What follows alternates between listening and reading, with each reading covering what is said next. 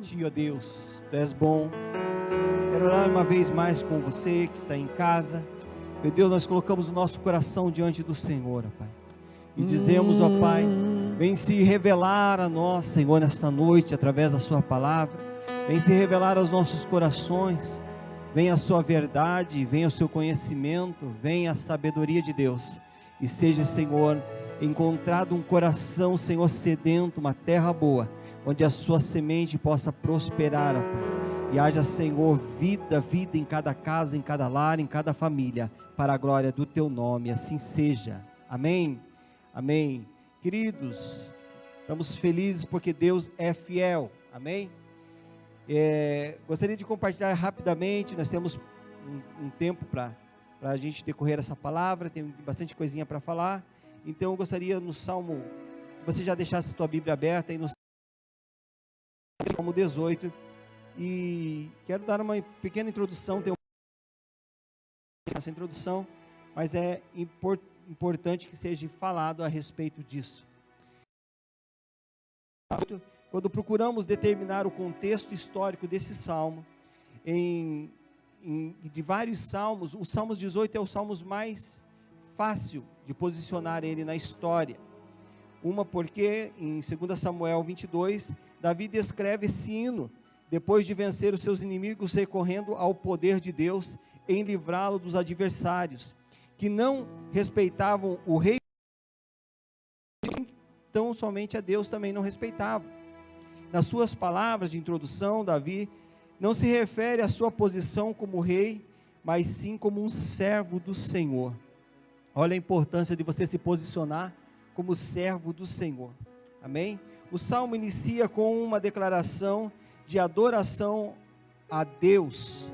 Davi declara seu amor para com Deus e a sua dependência como homem que encontra refúgio no Senhor, descrevendo Deus como alguns adjetivos que denota força, que denota capacidade de proteger, rocha, cidadela, libertador, rochedo, escudo e baluarte. O salmista invoca o Senhor, porque este é digno de ser louvado. Aleluia, glória a Deus. Ainda um pouco nessa introdução, lá no verso 20, no verso 30 deste Salmo 18, ele defende a sua própria integridade como motivo de manter a comunhão com Deus e achar refúgio nele. Ao mesmo tempo, ele destaca o tratamento diferenciado que Deus dá aos homens. Para com o benigno, ele é benigno, ok? Te mostra, e com o íntegro, ele te mostra íntegro. Com o puro, ele te mostra puro. Com o perverso, ele é inflexível, porque tu salvas o povo humilde, mas aos olhos altivos, tu abates. Deus é poderoso. Davi não deixa dúvidas sobre sua fé e confiança em Deus. Embora fosse conhecido por sua proeza militar, ele não se gaba de grandes feitos como guerreiro. Ele entende que as suas vitórias vêm somente de Deus, e só Deus para dar o livramento. De contínuo, ele confia em Deus, pois ele mesmo declara, lá no verso 31, pois quem é Deus senão o Senhor? E quem é rochedo senão o nosso Deus? Aleluia! O Deus que me revestiu de força e aperfeiçoou o meu caminho. Ele deu aos meus pés ligeireza como a da corça, e me fez nas minhas, e me firmou nas minhas alturas. Ele adestrou as minhas mãos para o combate. Glória a Deus por isso. Davi atribui todas as suas vitórias ao poder divino. Por isso, ele termina o cântico com o mesmo tema de início, dizendo que Deus merece todo o louvor. Glória a Deus por isso. Mas eu quero me ater no verso 28 desses Salmos 18, 28, que diz assim o verso: porque fazes resplandecer a minha lâmpada, ó Senhor, meu Deus, derrama luz nas minhas trevas. Porque fazes resplandecer a minha lâmpada, ó Senhor, meu Deus, derrama luz nas minhas trevas. E você sabe que eu fiquei meditando nesse texto, e me chamou a atenção de derramar luz nas trevas. E fomos estudar um pouco sobre isso. E quando a gente olha para os textos no hebraico, a luz, ela denota entendimento e também conhecimento e revelação.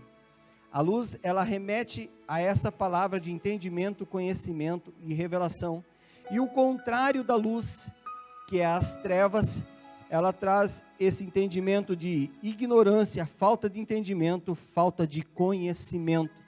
E é sobre isso que a gente vai estar falando hoje, a luz que revela o conhecimento, entendimento e revelação de Deus, e as trevas que revela a ignorância, a falta de entendimento e de conhecimento. Em Colossenses 1,13 diz assim a palavra: qual nos tirou da potestade das trevas e nos transportou para o reino do Filho do seu amor. Jesus veio para salvar, a sua missão é essa, salvar a humanidade. Para isso o Filho de Deus se manifestou, para destruir as obras de Satanás, mas para religar o homem a Deus, porque ele havia caído, sido destituído da graça e do favor de Deus. A sua missão era nos libertar do domínio das trevas. Por isso ele veio como uma luz no mundo. A sua palavra, lá em João 8,12, diz assim: eu sou a luz do mundo. Quem me segue não anda nas trevas, pelo contrário, terá a luz e a luz da vida. Amém?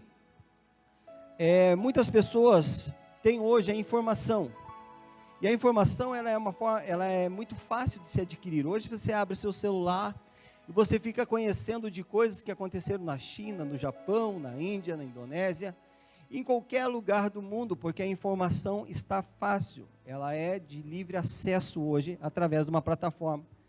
Como você está recebendo hoje esse culto na sua casa, você está recebendo essa informação, e você, então, tem esse acesso muito fácil nas suas mãos. A informação, ela não quer dizer que você tem o conhecimento, porque o conhecimento, ele vai além da informação. A informação você tem para saber sobre um assunto, mas o conhecimento, eu até separei o que quer dizer o conhecimento, e me chamou a atenção, porque o conhecimento, ele diz assim: é um conjunto de informação que o indivíduo, ele adquire por meio da sua experiência, aprendizado, crenças, valores, e sobre tudo que decorre a sua vida.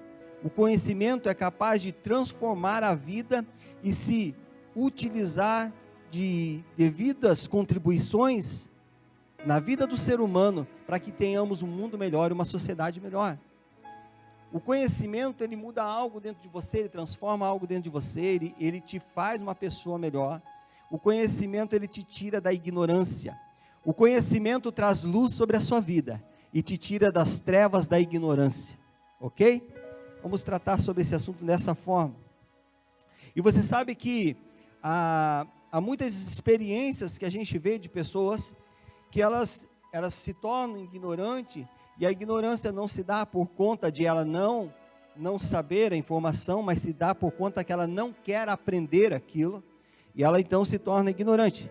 Satanás, ele é o dominador das trevas, ou seja, é ele que reina no território da ignorância, ou seja, é ele que quer permitir que alguém fique nas trevas. Por isso a sua maior luta é manter o indivíduo na ausência do conhecimento. Quanto menos você conhecer ou buscar conhecer a Deus, a Bíblia fala: prossigamos em conhecê-lo. E quando você anda em conhecer a Deus, o Espírito Santo se revela ao seu coração. Nós conhecemos um escritor chamado C.S. Lewis, e ele era um homem que tinha muita informação, ele era um cientista ateu, e ele então busca de uma forma de estudar a Bíblia e tentar buscar a conhecer a Deus, para explicar que Deus não existia. Em meio a esse conhecimento, ele então conhece a Deus. Ele se transforma em um grande escritor, e C.S. Lewis tem uma experiência maravilhosa. Dentro desse contexto, que é o sentimento, Satanás, porque ele quer permanecer o homem na sua ignorância, porque ele leva o indivíduo a confiar em falsas crenças, principalmente. Há muitas pessoas que acreditam em lobisomem, vampiro, boitatá, mula sem cabeça, e eu não sei onde você está assistindo, da onde você está assistindo isso, mas existe uma crença territorial ali, em que você mais ou menos imagina isso. Você sabe que no passado, essa cultura era muito forte, no interior principalmente, em que pessoas acreditavam que essas entidades da mata, ou de alguma forma, tinham um domínio sobre aquela região, mas logo quando a igreja começou a acessar esses lugares mais longínquos, essa cultura foi tirada por terra e foi destruída, porque veio o conhecimento de Deus, e o conhecimento liberta. Satanás, ele procura então deixar as pessoas nas trevas, na ignorância, levando o indivíduo a confiar no ocultismo, em casas mal assombradas, em assombração, e pasmem como esses vídeos de efeitos sobrenaturais, digamos assim, tem inúmeras visualizações, e de pessoas que acreditam nisso mesmo, onde que aquele território é mal assombrado, ou coisas nesse sentido, ou mandingas, ou espírito, ou até mesmo uma bruxaria. Então, há pessoas que são levadas, ou indivíduos, a confiar em prisões a respeito de mentiras, como se fosse descobrir algo, e ela perde sua carteira, então ela já ouviu essa frase: dê 3 pulinhos e peça São Longuinho, que ele vai aparecer essa carteira para você. Pensamentos como esse, de mentiras, como a sua mão está coçando, então você vai ganhar muito dinheiro, ou talvez nesse pensamento que a sua orelha está esquentando, alguém está falando mal de você, porque são mentiras que ao longo do período foram colocadas. Quantas pessoas têm uma nota de dólar ainda na sua carteira, para que não te falte, ou para que chamar mais dinheiro, ou coisas dessa plenitude, né? Quando nós olhamos dessa forma, nós vemos que Satanás, ele procura permanecer as pessoas nas trevas da ignorância. Essa é uma prisão. Jesus, ele disse: se conhecereis a verdade vos libertará, e a verdade, ela liberta. Se a verdade liberta, a mentira escraviza. Eu lembro que quando meu filho, eu levei a primeira vez a um treino de jiu-jitsu, numa escolinha que eles faziam aqui próximo, e aquele rapaz que dava aquela aula de jiu-jitsu, ele tinha um treinamento para crianças, e aquele treinamento, ele ensinava aquelas crianças sobre um tema da palavra, e me lembro até hoje que ele falou sobre a verdade e a mentira. Ele disse que a verdade de Deus, ela liberta, mas a mentira escraviza, e é uma verdade. A verdade que a mentira, ela acaba escravizando a pessoa, e ela acaba fazendo uma mentira após a mentira, e o Espírito Santo está me falando de pessoas que vivem uma vida de mentira. O Espírito Santo está chamando a sua atenção: pare com isso. Venha a verdade de Cristo traga luz sobre a sua vida, que você seja uma pessoa mais sincera, que você seja uma pessoa mais entregue, que você seja uma pessoa mais verdadeira sobre o que você está falando. Arranque dos seus lábios toda mentira e todo engano, porque você tem sido aprisionado por isso, e a cada dia você tem contado uma história diferente, de um sucesso que você tem, de uma família feliz que você não tem, de uma casa, de um lar que você não existe. Assuma as suas responsabilidades como homem, como marido, como cônjuge, e seja uma pessoa verdadeira. O Espírito Santo está tocando a sua vida nesse instante, e a verdade, ela vem sobre a sua vida e lhe tira desse cativeiro de trevas, esse cativeiro que te aprisiona. Mas o que é a verdade? Pilatos perguntou sobre isso. Diante de Cristo, ele disse: o que é a verdade? A verdade é a informação original. Quando nós vemos alguém que constrói um carro, uma construtora de carro, nós conhecemos o carro pronto, mas a empresa, ela constrói aquele veículo. Então ela tem a base original de como ele foi criado, de como ele foi formado, de como ele foi constituído. E daí nós estamos agora diante do carro pronto, mas não sabemos como ele foi constituído. Quando olhamos um ser humano ao nosso lado, nós vemos ele pronto, como Deus o fez, mas não sabemos como ele foi constituído. Hoje nós temos essa graça da ciência de ver ainda o neném no ventre, nas suas pequenas formações, mas Deus, Ele dá o sopro de vida no tempo certo e no momento certo, e Ele é o Criador, Ele é a origem de todas as coisas. Então o próprio Filho de Deus, Ele disse: eu sou a verdade, porque por Ele e para Ele foram criadas todas as coisas. Amém? Ele é o princípio da criação, Ele é o que formou todas as coisas, Ele é o que formou eu e você que está me assistindo agora. Logo, se o Criador sabe da verdade, o resto, irmãos, é opinião. Quando sai fora da verdade, que é a criação, o Criador, a palavra de Deus, o que é por fora disso é opinião, é especulação. O mundo anda em trevas porque ele desconhece a verdade do Criador, de um Deus todo-poderoso que entregou o seu Filho por amor a mim, por amor a você. Ele disse: eu sou a luz do mundo, e a luz do mundo, eu sou o conhecimento do mundo, eu sou a verdade do mundo.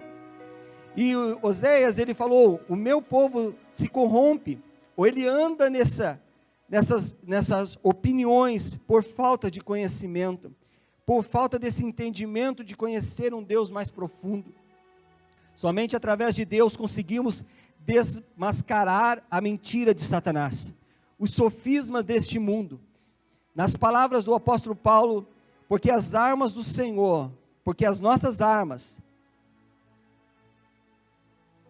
porque as armas da nossa milícia não são carnais, e sim poderosas em Deus, para destruir fortalezas, anular os sofismas, e toda a altivez que se levanta contra o conhecimento de Deus, e levando cativo todo pensamento à obediência de Cristo, 2 Coríntios, ali no capítulo 10, eu separei 3 pontinhos para falar rapidamente sobre fortalezas, principalmente sobre fortalezas.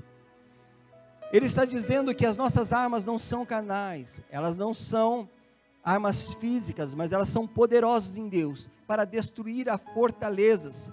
E essas fortalezas eu separei 3 tipos, são várias, mas separei 3 tipos para ser rápido.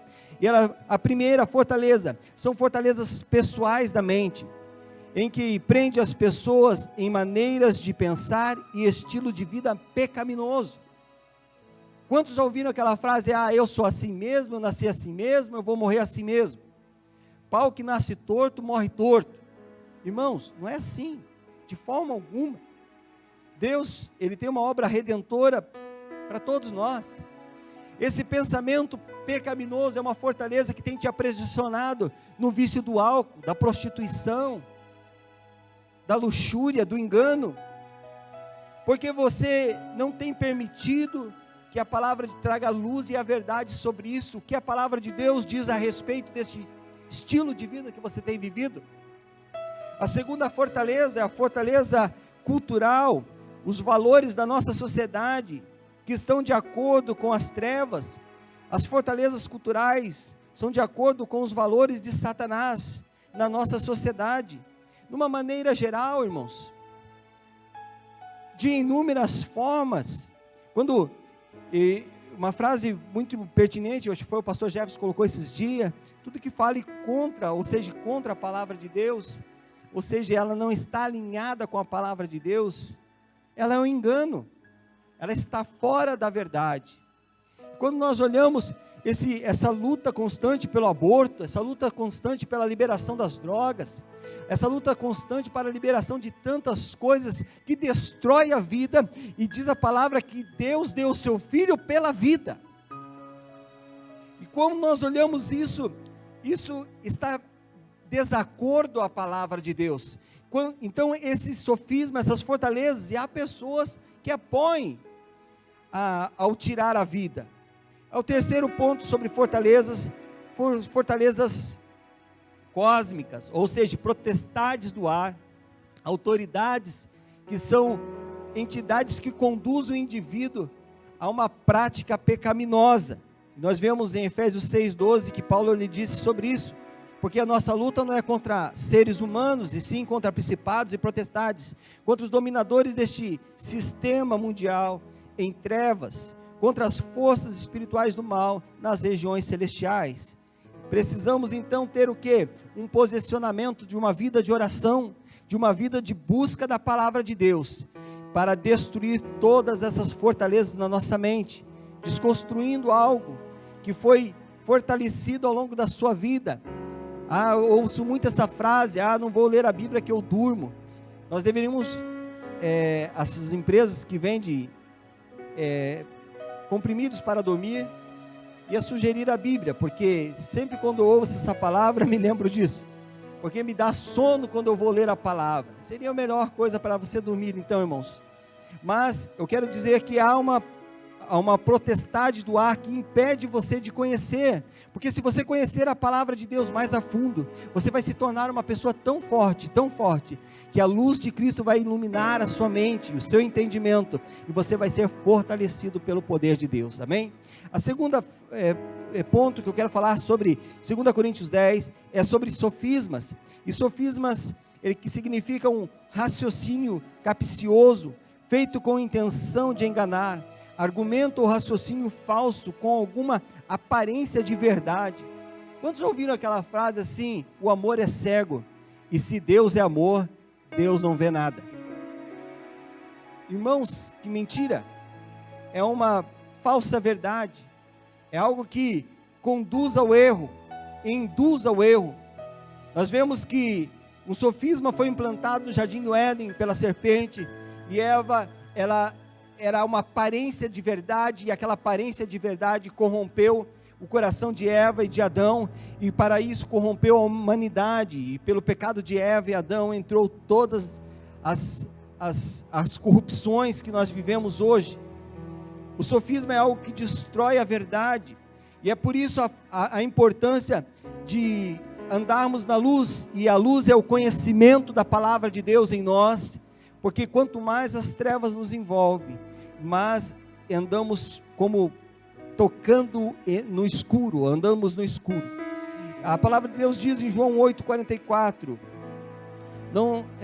nenhum ser humano, diz assim, não se iluda, nenhum ser humano, por mais sábio que possa ser, por mais informado que possa informação que possa adquirir, jamais vencerá por si mesmo a mentira de Satanás, o pai da mentira. Você, por mais informação que você possa ter, você não consegue escapar desse ardis das trevas, que é o sofisma, o engano das trevas. Jesus declarou: são os olhos a lâmpada do corpo, se os teus olhos forem bons, todo o teu corpo será luminoso, se porém os teus olhos forem maus, todo o seu corpo estará em trevas. Portanto, caso a luz que é em ti seja trevas, que grandes trevas serão. Mateus 6,22, e ele está declarando que o corpo, os olhos trazem a luz, e é verdade, porque cada um de nós tivemos alguma informação em nossa casa, uma instrução no nosso lar. Eu não sei você, a tua mãe, ela não escreveu como se lavava a louça, sim ou não? A tua mãe não escreveu num papel como se limpava a casa, mas ela disse: filho, vem cá. E ela ensinava isso a você, e o conhecimento que você tem hoje, e algumas informações que você tem hoje, que foram base da sua vida, ela veio através do olhar, do conhecer, do ver alguém fazendo, e esse conhecimento veio sobre a sua vida, e um conhecimento bom, trouxe luz sobre você se tornou uma pessoa boa. Mas o que me chamou a atenção desse texto, que ele diz que se a sua luz que há em ti for trevas, quão grandes serão essas trevas? Eu separei assim, parafraseei esse versículo: os olhos como a luz do corpo, então o que capta a informação. Se a luz for boa, ou seja, se o que você tem vivenciado é uma informação boa, ela tem tornado você luz, e isso gera uma verdade no seu interior. Quando então você aprende da palavra, quando você convive com irmãos, quando você está em comunhão, quando você está vendo coisas boas, você então está tendo essa informação de luz dentro de você, que é a palavra de Deus. Você será uma candeia, e uma candeia não se deve colocar então, porque todo o seu corpo se torna luz, não se deve colocar uma candeia debaixo da cama e nem dentro do guarda-roupa, diz a palavra, mas num lugar alto, onde você possa explanar ou falar, ser essa luz para outras pessoas, em que as pessoas se inspirem na sua vida. Então, se a luz que você tem formar, ou seja, se o conhecimento que você tem adquirido é ruim, se isso que você tem vivenciado tem sido ruim, o teu corpo então se torna em trevas. A informação que você tem é engano, e essa informação de engano, esse conhecimento que você tem é ruim, ele é mau, ele é difícil, você deixa se tornar uma pessoa ignorante, e essa informação ruim, você começa a propagar a outras pessoas. E é por isso que você viu muitas vezes seu pai bater na sua mãe, e você bate na sua esposa. É por isso que você viu seu pai e a sua mãe se drogarem, hoje você se tornou um dependente químico. É por isso que essa informação que você recebeu, que você viu de prostituição dos seus amigos, colegas, pessoas à sua volta, e hoje você vive uma vida promíscua de prostituição. É por isso que você viu drogas, roubos, e você viveu nesse meio, e você buscou então esse conhecimento ruim, e você se tornou trevas. Eu quero te falar nessa noite, o Espírito Santo quer te tirar desse lugar de engano, desse lugar de sofrimento, desse lugar de ignorância, de não permitir uma mudança no seu interior.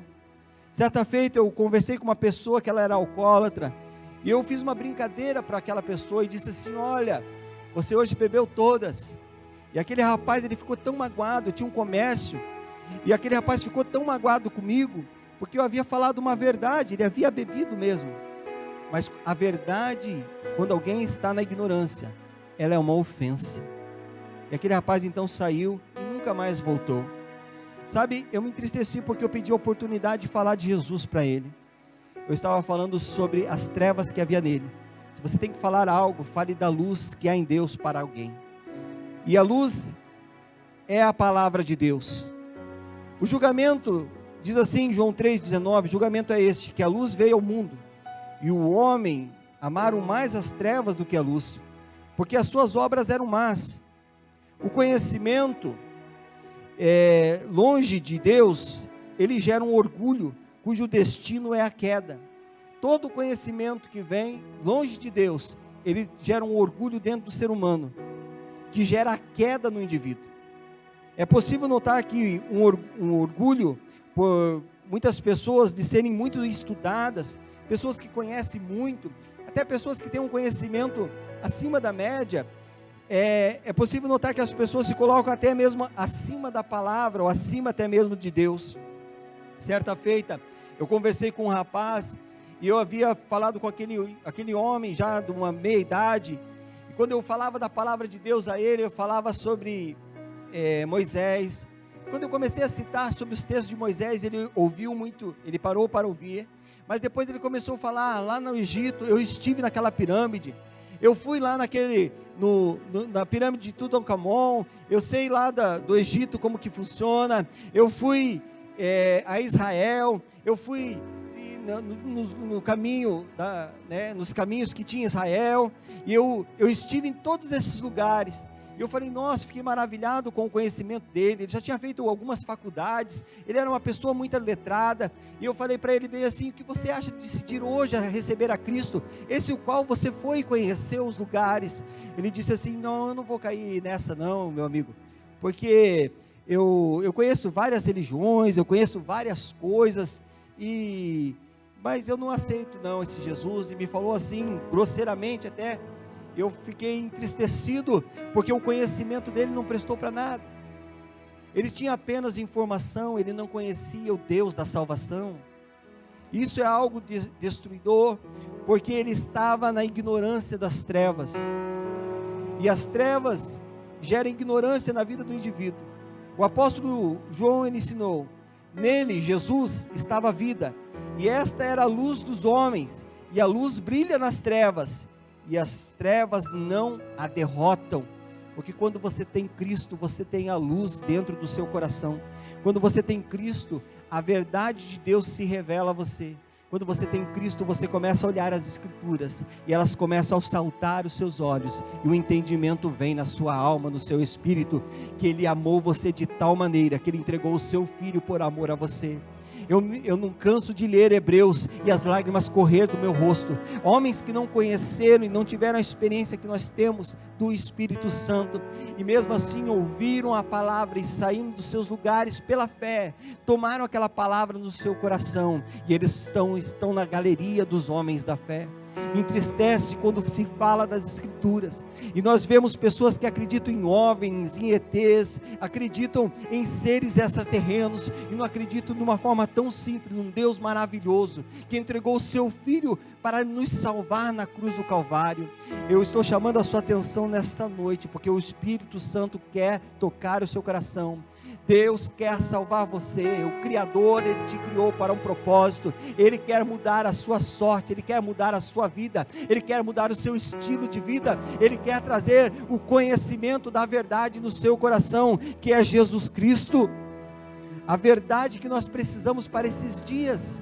Em meio a toda essa truculência que vivemos, o Espírito Santo de Deus quer te trazer paz no teu alma, no teu espírito, porque Ele nos deu o conselheiro, o príncipe da paz, o Deus forte, o Pai da eternidade. Ele nos deu vida. O Senhor, diz assim em Salmo 27:1, o Senhor é a minha luz e a minha salvação. É para isso que o Filho de Deus se manifestou, para lhe trazer o conhecimento pleno da verdade e para te dar salvação. Deus está te convocando nesta noite, para te tirar das trevas da ignorância, e lhe transportar para um lugar alto e seguro, de luz e entendimento. Se você hoje no seu coração, você que está me ouvindo nessa palavra, você que está na sua casa, ou talvez você está ouvindo posteriormente esse vídeo, eu sei que o Espírito Santo está tocando o seu coração.